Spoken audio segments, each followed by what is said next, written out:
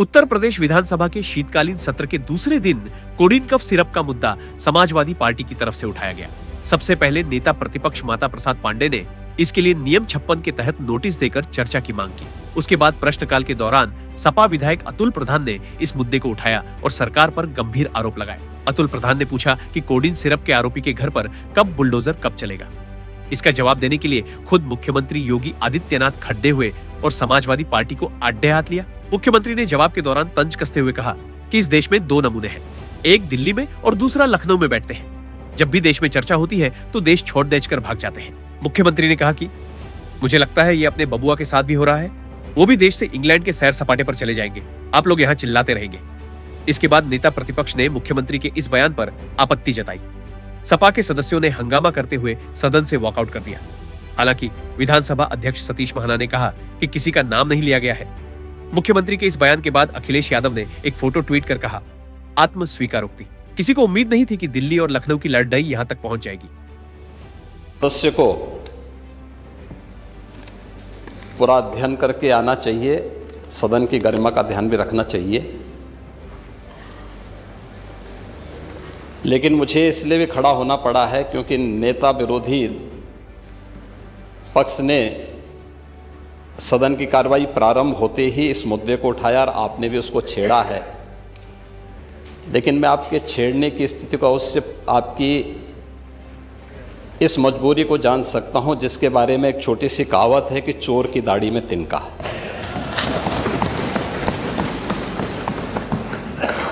प्रश्न है नकली दवाओं के सेवन से होने वाली मौतों के बारे में, जिसके बारे में उनको उत्तर दिया गया है कि इस प्रकार के कोई भी प्रकरण अभी तक उत्तर प्रदेश सरकार के संज्ञान में नहीं है। दूसरा, समय समय पर इस दिशा में खाद्य सुरक्षा और औषधि प्रशासन विभाग के द्वारा छापेमारी की कार्रवाई भी होती है। उत्तर प्रदेश के अंदर कोडिन कफ सिरप के मामले में जिसको नेता विरोधी दल, मैं तो ये मानता था कि उम्र के चौथे पड़ाव पर व्यक्ति सच बोलने का आदि कम से कम इस उम्र में तो होगा ही, लेकिन इस उम्र में भी इस समाजवादी उनको झूठा बुलवा देते हैं। इस उम्र में तो कम से कम उसे झूठ मत बुलवाओ भाई, सच बोलने के उनको आदी होना चाहिए। और तो चेयर पे बैठ चुके हैं लंबे समय तक, स्पीकर के रूप में उन्होंने इस सदन को आगे बढ़ाया है।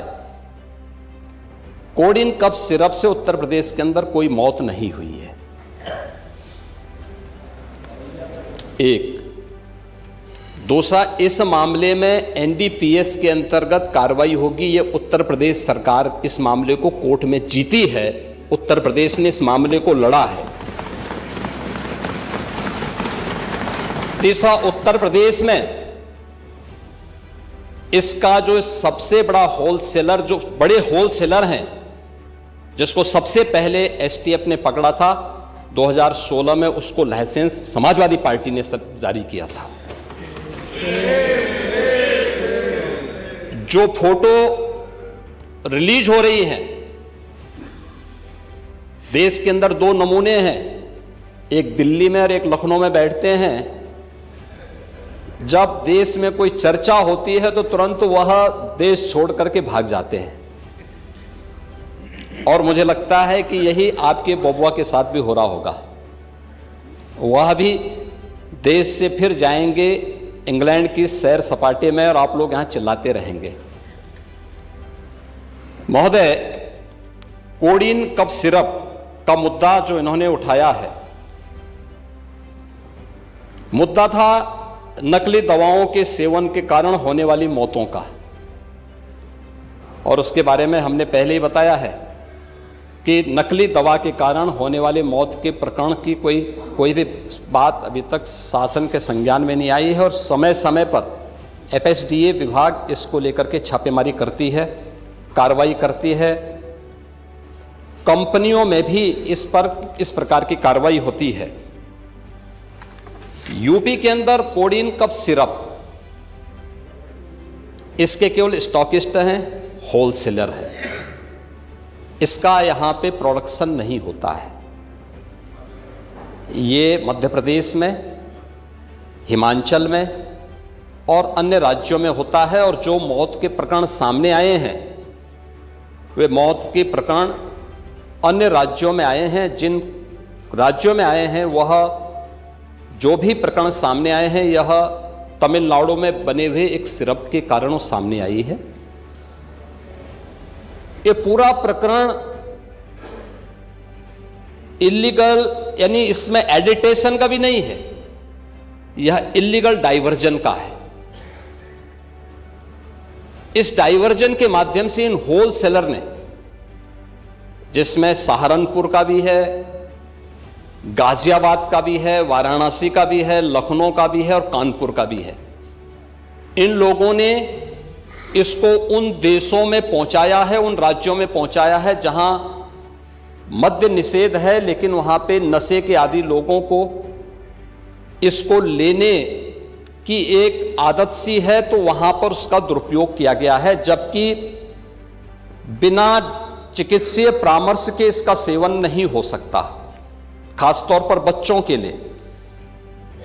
एडल्ट भी चिकित्सीय परामर्श से इसका सेवन करता है। कौन ऐसा व्यक्ति है जिसने कफ सिरप नहीं लिया?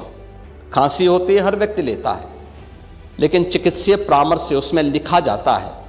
क्योंकि पढ़ाई लिखाई से आप लोगों का कोई वास्ता है नहीं, इसलिए आप लोग हमेशा इस प्रकार की बातें करते हैं। अब बात पहले अब सुन लीजिए ना, आपने पूरी बात बोली तो हम लोगों ने आपकी बात सुनी, आप लोग चिल्लाते रहे तब भी हम आपकी बात सुनते रहे। अब कम से कम हमारी बात तो सुन लें। ये कार्रवाई सरकार ने की है और सरकार ने इसके लिए 79 अभियोग अब तक दर्ज किए हैं। इसमें 225 अभियुक्तों को इसमें नामजद किया है। 78 अभियुक्त अब तक गिरफ्तार हुए हैं। 134 फर्म पर एक छापेमारी की कार्रवाई हुई है और इसमें अब तक जिन क्षेत्रों में ये आई हुई अलग अलग राज्यों से जुड़े हुए यह सभी केंद्र हैं। और मुझे लगता है अगर आप इसकी गहराई में जाएंगे तो घूम फिर करके वही मामला है कि वो कहीं ना कहीं कोई ना कोई समाजवादी पार्टी से जुड़ा हुआ नेता या उनसे जुड़ा हुआ कोई ना कोई व्यक्ति उसकी चपेट में आता है। और इलीगल ट्रांजैक्शन भी जो हुआ है वह भी आपकी लोहिया बहाने के एक पदाधिकारी के अकाउंट के माध्यम से हुआ है। एसटीएफ इसकी जांच कर रही है। इस पूरे मामले में हाईकोर्ट से उस पूरे मामले को एनडीपीएस के अंतर्गत इस मामले में मुकदमा चलना चाहिए।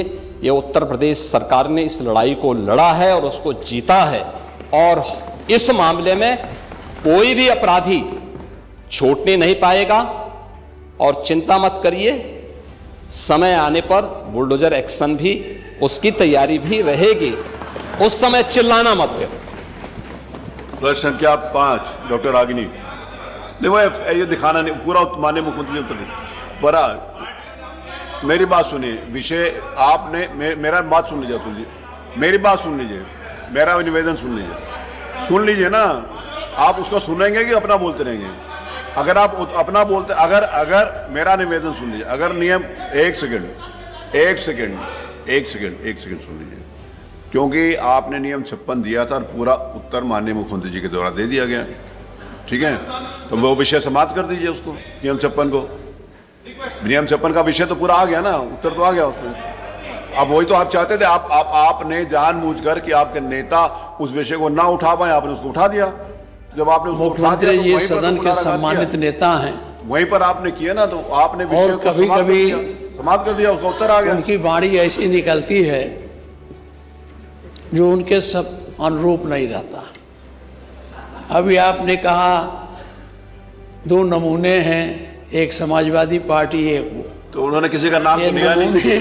ये नमूने नहीं है, अपने ऊपर कैसे समझ? ये नमूने नहीं है, ये अरे आप नाम तो लिया नहीं, नेता प्रतिपक्ष किसी का नाम तो लिया नहीं।